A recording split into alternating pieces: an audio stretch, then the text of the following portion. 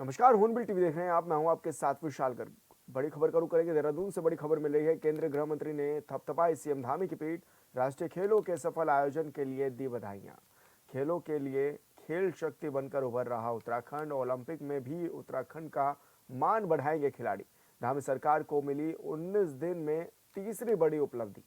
UCC के बाद राष्ट्रीय खेलों से उत्तराखंड ने छोड़ी है छाप। और राष्ट्रीय खेलों में बेटियों ने भी बिखेरे हैं सोने चांदी की चमक। तो बड़ी खबर आपको बता रहे हैं, जहां पर सीएम धामी ने कहा है कि खेल इंफ्रास्ट्रक्चर बनकर तैयार किया जाएगा। और साथ ही खेलों में सबसे ज्यादा पदक जीतने वाला तीसरा राज्य बना है उत्तराखंड।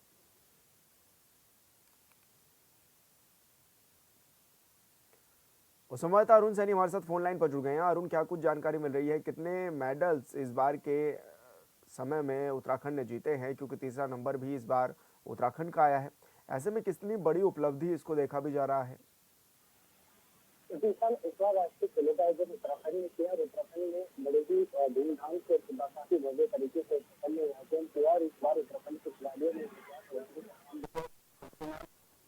खिलाड़ियों ने स्थापित भी किया और इससे 3 मेडल के साथ उत्तराखंड दूसरे पायदान पर रहा, जिसमें कि 24 गोल्ड, 35 सिल्वर और 44 कांस्य पदक उत्तराखंड ने जीते हैं।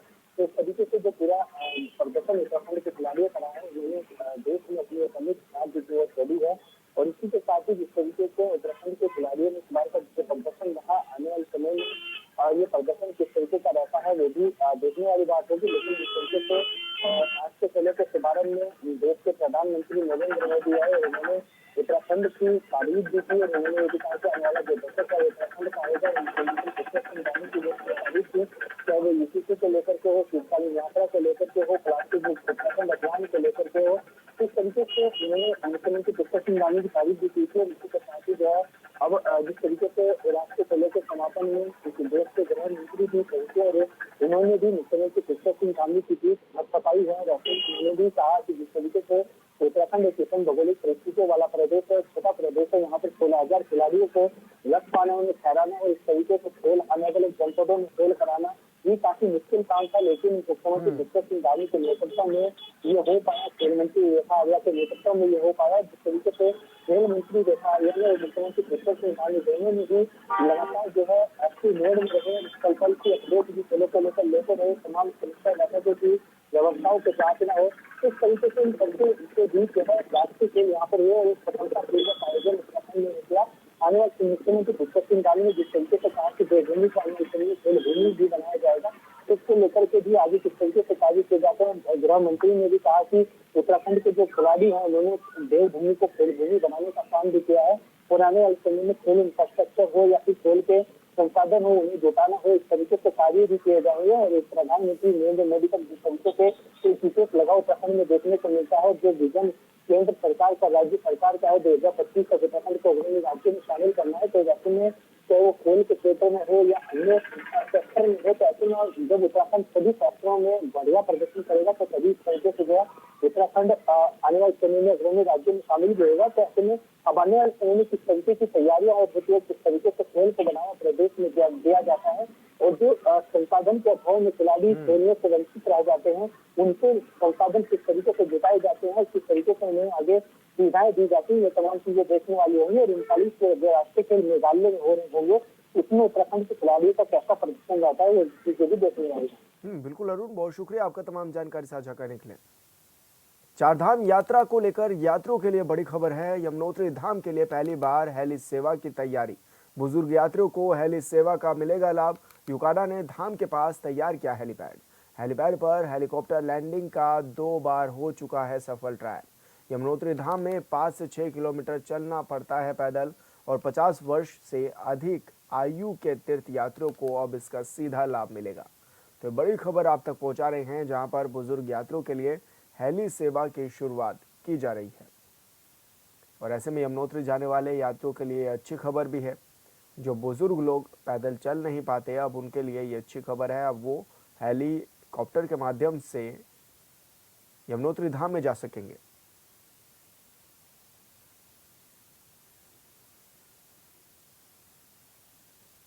और संवाददाता योगेश आर्य हमारे साथ फोन लाइन पर जुड़ गए हैं। योगेश, क्या कुछ जानकारी मिल रही है, कब तक इस हेलीपैड को तैयार कर लिया जाएगा पूरी तरह से, और कब यात्रियों को बेहतर सुविधाएं मिल पाएंगी कि वो यमुनोत्री धाम तक पहुंच सके? विशाल, जिस तरह देखा जाए कि उत्तराखंड में साल 30 अप्रैल से 4 धाम यात्रा की शुरुआत हो रही है। यात्रा के सफल संचालन के लिए तैयारियां भी जो है अभी से की जा रही हैं, और इस बार यात्रा में श्रद्धालुओं के लिए कई अहम सुविधा देने की तैयारी जो है वो की जा रही है। खासकर यात्रियों को आने जाने में दिक्कत ना हो, इसके लिए केदारनाथ और बद्रीनाथ की तर्ज पर यमुनोत्री धाम में भी हेली सेवा शुरू करने पर विचार चल रहा है। इसके लिए उत्तराखंड नागरिक उड्डयन विकास प्राधिकरण ने भी अपनी तैयारियां शुरू कर दी हैं, और 2 बार इसको लेकर के हेलीकॉप्टर का ट्रायल किया जा चुका है। अगर देखा जाए तो जिस तरह से धाम के पास जो है ये हेलीपैड बनाया गया है, वहां पर जो है हेलीकॉप्टर से लैंडिंग का सफल ट्रायल भी किया जा चुका है, और अब इसको ये माना जा रहा है कि इस बार जो है जब यात्रा शुरू होगी तो पहली दिन में इसको वहां पर रखा जाएगा, ताकि जो 50 वर्ष से अधिक की आयु के जो तीर्थ यात्री आते हैं उनको किसी प्रकार की समस्या ना हो, हेली की सेवा ले सके। क्योंकि देखिए 5 से 6 किलोमीटर पैदल चलना पड़ता है, और लंबा सफर जब पैदल तय करना पड़ता है या घोड़े खच्चर से यात्रियों को जो है सहारा लेना पड़ता है, पालकी का सहारा लेना पड़ता है उसके चलते धाम पहुंचते।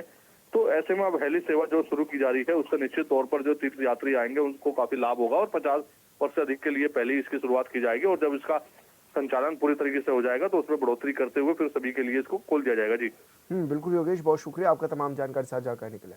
उत्तराखंड में आगामी 4 धाम यात्रा को लेकर पर्यटन विभाग ने अपनी तैयारियां तेज कर ली है। पिछली 5 फरवरी को गढ़वाल मंडल आयुक्त विनय शंकर पांडे ने ऋषिकेश में 4 धाम यात्रा को लेकर एक बड़ी बैठक की थी, जिसमें सभी संबंधित जिलों के अधिकारी शामिल हुए थे। अब सभी विभाग अपने स्तर से यात्रा को सफल बनाने की तैयारियों में भी जुट गए हैं।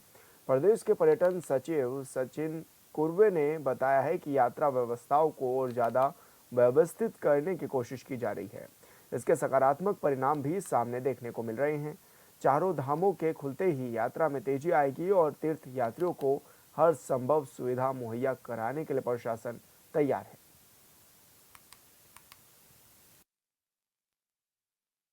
देखिए, आदि कैलाश ओम पर्वत, इसके संदर्भ में पिछले ये यात्रा तो पहले से भी चलती आई है, लेकिन इसको एक हाई एंड का प्रोडक्ट बनाने के पॉइंट ऑफ व्यू से पिछले साल से हमने इसको एरियल सर्विस भी इसमें शुरू कराई है। अगर हम आंकड़ों की तरफ देखें तो 2022 के बाद आदि कैलाश ओम पर्वत की जो यात्रा है, आदि कैलाश यात्रा जिसे कहा जाता है, इसमें ऑलमोस्ट बढ़ोतरी तो हुई है, लेकिन विगत साल में ये बढ़ोतरी 3 गुना देखी गई है। तो एरियल के माध्यम से, एरियल दर्शन के माध्यम से, और पिछले नवंबर दिसंबर में हमने कैलाश के दर्शन फ्रॉम इंडियन सॉइल ये भी हमने कराया था, जिसको बहुत अच्छा रिस्पांस मिला है। और इसी के मद्देनजर जो अभी कल की कैबिनेट में जो एक निर्णय हुआ है कि हमने MI-18 के माध्यम से एरियल दर्शन की हमने सुविधा शुरू की है, जिसमें 26,000 रुपीज का एक काइंड ऑफ एक कैप हमने अपनी तरफ से हम वो बेयर कर रहे हैं। उत्तराखंड में आज से फायर सीजन शुरू हो रहा है। वन विभाग ने वनाग्नि से निपटने के लिए सभी तैयारियां भी पूरी कर ली हैं। अपर प्रमुख वन संरक्षण निशांत वर्मा ने बताया है कि फायर वॉचर का चिन्हीकरण कर लिया गया है। इसके साथ ही 1200 कर्मचारियों की नई भर्ती भी कर ली गई है, जिन्हें प्रशिक्षण दिया जा रहा है। इसके साथ ही आपदा प्रबंधन विभाग के आपदा मित्रों की भी विभाग मदद लेगा।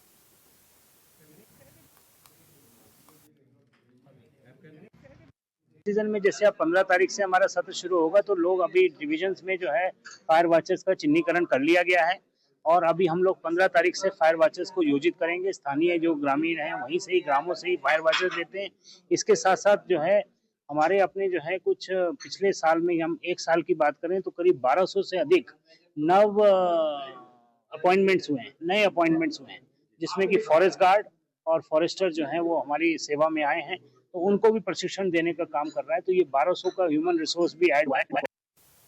NFSU दिल्ली की ओर से आयोजित साइबर कमांडो परीक्षा में उत्तराखंड ने बेहतर प्रदर्शन किया है। उत्तराखंड से 72 पुलिसकर्मी इस परीक्षा में चयनित हुए हैं, और परीक्षा में चयनित सबसे अधिक कर्मियों में उत्तराखंड तीसरे नंबर पर है।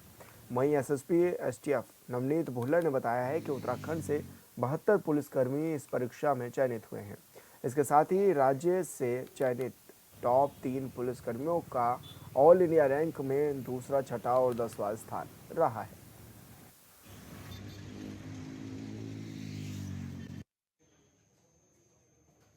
इसमें जैसे मैंने बोला कि टोटल जैसे 72 का चयन हुआ है, ये हमारी कंट्री में 3rd पोजीशन है नंबर्स के हिसाब से। इसके अतिरिक्त जो 3 हमारे कर्मचारी हैं, दूसरे, छठे या 10वीं रैंक जो है वो भी हमारे कार्मिकों का ही उत्तराखंड के कार्मिक हैं। और अब जैसे ही इनके लेटर्स आएंगे फिर इनको IITs या NFSU में इनको ट्रेनिंग के लिए भेजा जाएगा। सर आने वाले समय में कितने जिला कलेक्ट्रेट के ऋषिपर्णा सभागार में प्रभारी मंत्री जिला योजना समिति देहरादून सुबोध उनियाल की अध्यक्षता में जिला योजना एवं 20 सूत्री कार्यक्रम की समीक्षा बैठक आयोजित की गई, जिसमें संबंधित विधायकों और पदाधिकारियों ने शिरकत की। समीक्षा बैठक के बाद कैबिनेट मंत्री सुबोध उनियाल ने मीडिया से बातचीत करते हुए बताया है कि कई विभागों को लगभग 100 करोड़ का बजट आवंटित किया गया था। साथ ही जनप्रतिनिधियों को दी गई योजनाओं की प्रगति की भी समीक्षा की गई, जिसमें पाया गया है कि 95% विभागों ने 100% प्रगति की है।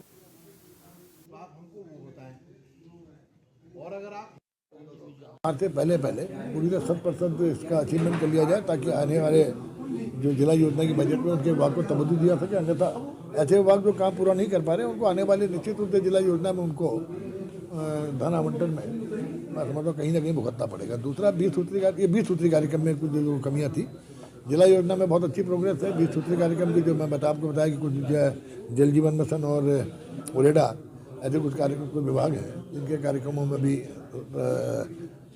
पूरी तरह से अचीवमेंट नहीं किया इन्होंने। और साथ ही साथ जो खनिज न्यास है उसके अंतर्गत जो विगत वर्ष स्वीकृतियाँ दी गई, 60% पैसा रिलीज कर दिया गया था। अब शेष पैसे को रिलीज करने का निर्णय लिया गया। और साथ ही जो कुल 16 करोड़ रुपए के आसपास इस समय खनन न्यास में है, उसमें कमिटेड बजट के अलावा बाकी नई योजना के लिए विधायकों से योजनाएं शीघ्र जो सोशल सेक्टर की योजनाएं और इंफ्रास्ट्रक्चर सेक्टर की योजनाएं जो खनन न्यास में दी जाती हैं, उनमें खासकर स्कूल शिक्षा और स्वास्थ्य पर ज़्यादा फोकस करते हुए प्रस्ताव जिलाधिकारी को थी। पुरोला विधायक दुर्गेश्वर लाल ने मोहरी विकासखंड के वन विश्राम गृह नेटवाड़ में कार्यक्रम का आयोजन किया गया है। विधायक ने जखोल, द्रोणी और सिंगतूर पट्टी के कुल 37 ग्राम पंचायतों के महिला मंगल दलों को विधायक निधि से प्रथम चरण में सामूहिक कार्यक्रमों के लिए सामग्रियां वितरित की हैं। इस दौरान महिला मंगल दलों की सैकड़ों महिलाओं ने विधायक का आभार भी जताया। महिलाओं ने कहा है कि इस सामग्री से गांव में आयोजित विवाह और दिव्य कार्यक्रम में सुलभता भी आएगी।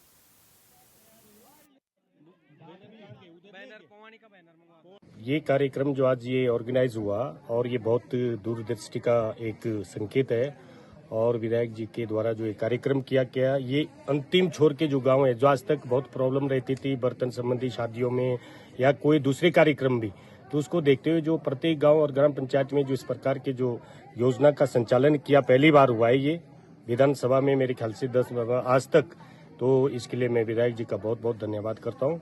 और आगे जो भी और ग्राम पंचायतें या गांव छूटे हैं तो उसके लिए विधायक जी फिर उनको भी जोड़ने का और वहाँ भी वितरित करने का काम करेंगे। ग्राम पंचायतों में जो छोटे छोटे देव कार्य होते हैं या सामाजिक कार्य होते हैं, कोई फंक्शन होता है, शादियां होती है, तमाम चीज़ें जो गरीब लोग अपने इन कामों को में जो है समर्थ नहीं है, वो ज़्यादा धनराशि कहीं जो है खर्च नहीं कर सकते हैं या कोई ऐसे फंक्शनों के लिए, तो उनके लिए मैंने महिला मंगल दल के द्वारा जो है पूरे ग्राम पंचायत के लिए अपनी विधायक निधि से उनके जैसे टेंट हो गया, उनके बैठने के लिए दरी हो गई, कुर्सियाँ हो गई, भजन कीर्तन का सारा सामग्री दे दी है।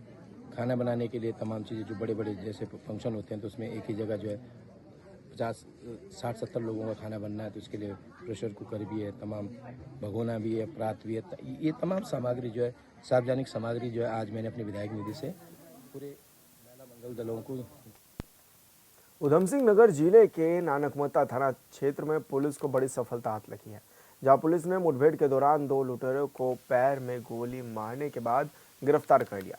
मामले की जानकारी देते हुए एसएसपी मणिकांत मिश्रा ने बताया है कि दोनों बदमाशों पर घर में घुसकर ज्वेलरी और नकदी लूटने का मामला दर्ज किया गया था।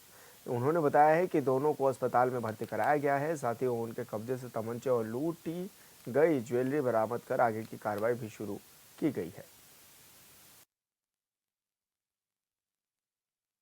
अभियुक्तों द्वारा भागते हुए गिरफ्तारी से बचने के लिए पुलिस टीम पर फायर किया गया। पुलिस के जवाबी फायर में दोनों अभियुक्त घायल हुए, जिनके पैरों में गोली लगी। अस्पताल में इनका उपचार कराया गया।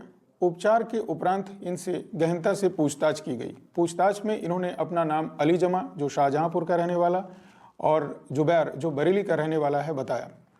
इन्होंने इसी माह की 9 तारीख को नानकमत्ता थाना क्षेत्र के रईस अहमद के यहाँ अपने कुछ साथियों के साथ मिलकर एक लूट की घटना को अंजाम दिया था। इनसे पूछताछ में यह भी पता चला कि इन पर हत्या, लूट और चोरी के कई मुकदमे उत्तर प्रदेश में पंजीकृत हैं। इनके पास से लूटी गई ज्वेलरी, 2 अवैध असलहे और कुछ कारतूस बरामद हुए। इस लूट की घटना में शामिल अन्य अभियुक्तों की तलाश की जा रही है।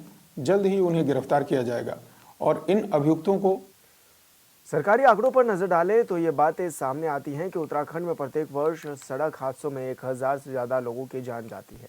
जाहिर है ये बड़ा सवाल है। इन आंकड़ों को देखते हुए ही सरकार ने नई सड़क सुरक्षा नीति पर मुहर लगाई है, जिसमें 19 विभागों को जिम्मेदारी भी दी गई है। सरकार को उम्मीद है कि अगर नीतियों का सही से पालन किया जाए तो हादसों में कमी आएगी, लेकिन यहाँ कई तरह के सवाल भी उठ रहे हैं। इस रिपोर्ट में देखिए।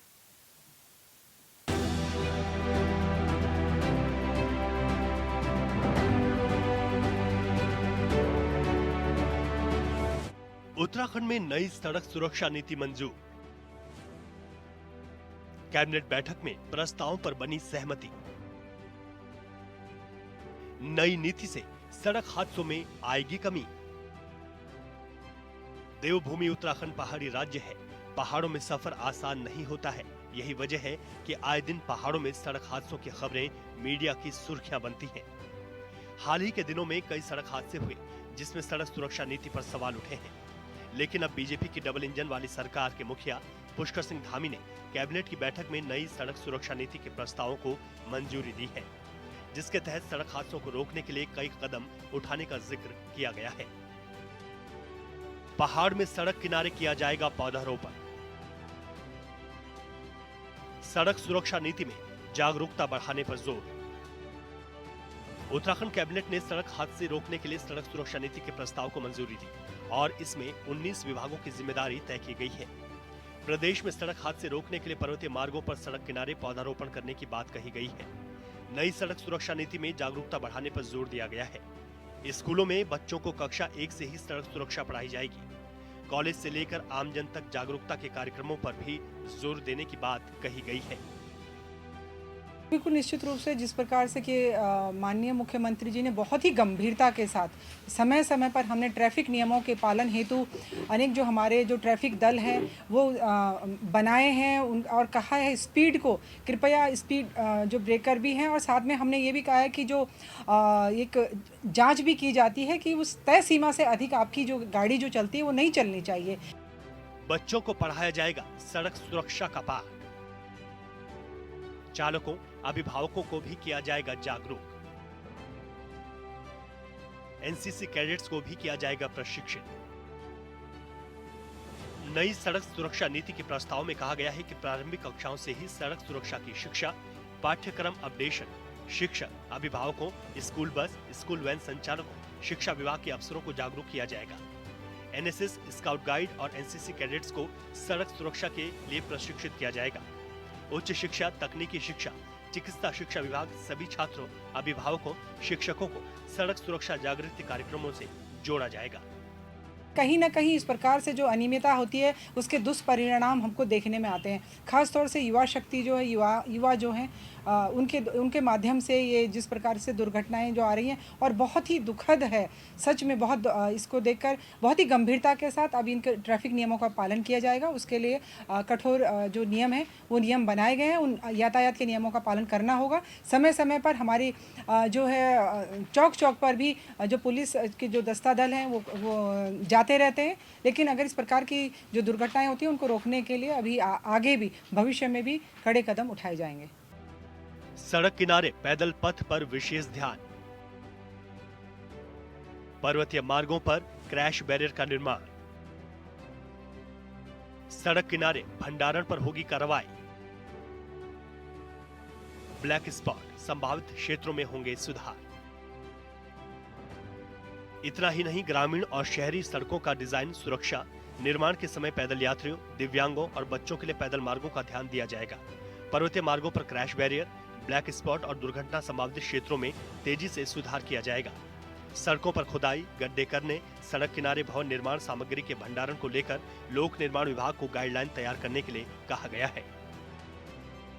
राज्य सरकार कैबिनेट में सड़क सुरक्षा नीति लेकर के आई है, लेकिन जिस तरीके से आए दिन सड़क दुर्घटनाएं हो रही हैं, उन पर नियंत्रण लगाने में सरकार नाकाम है। सरकारी विभागों की सुस्ती नहीं टूट रही है और ये सड़क सुरक्षा नीति कितनी कारगर होती है सड़क दुर्घटनाओं को रोकने में, ये तो आने वाला भविष्य बताएगा। लेकिन जिस तरीके से सड़कों के किनारे प्रोटेक्शन के काम होने चाहिए, उस पर ये नीति कुछ नहीं कह रही है। जिस तरीके से विभागों की लापरवाही पर जिम्मेदार अधिकारियों के खिलाफ कड़ी कार्रवाई होनी चाहिए, उस बारे में भी ये सड़क सुरक्षा नीति कुछ नहीं कह रही है। और निश्चित तौर पर अगर विभाग अपनी जिम्मेदारी का बखूबी पालन करेंगे और अगर अधिकारियों की जिम्मेदारी तय होगी तो सड़क दुर्घटनाओं पर निश्चित तौर पर लगाम लगेगी। नई सड़क सुरक्षा नीति में कई विभागों को जिम्मेदारी, आबकारी से लेकर परिवहन विभाग तक को जिम्मेदारी। सड़क हादसों में मिलने वाले मुआवजे में भी बदलाव। नई नीति में लोक निर्माण विभाग, NHAI, BRO, सिंचाई विभाग, स्वास्थ्य विभाग, परिवहन विभाग, आपदा प्रबंधन विभाग, पुलिस, आवास, शहरी विकास एवं स्थानीय निकाय, वन विभाग और आबकारी विभाग को भी जिम्मेदारी दी गई है।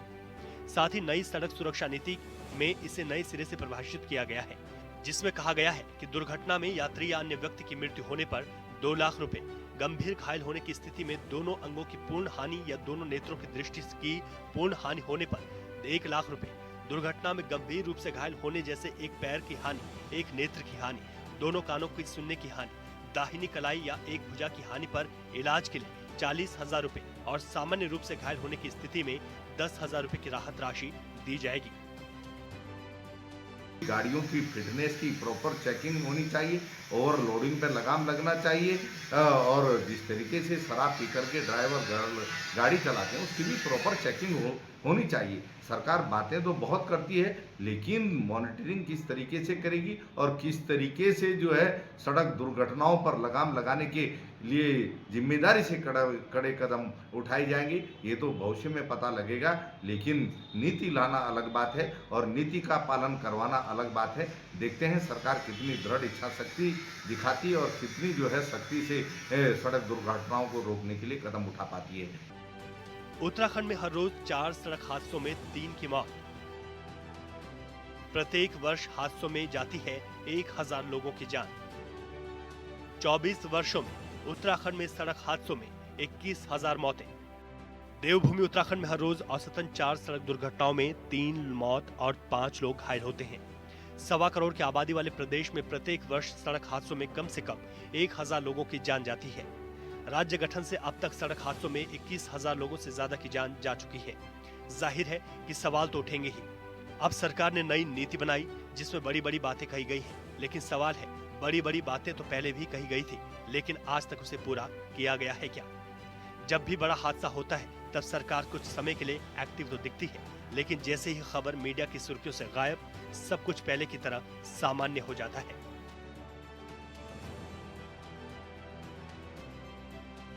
Bureau report, hornbill TV. और फिलहाल इस बुलेटिन में इतना ही। आप देखते रहिए हॉर्नबिल टीवी। नमस्कार।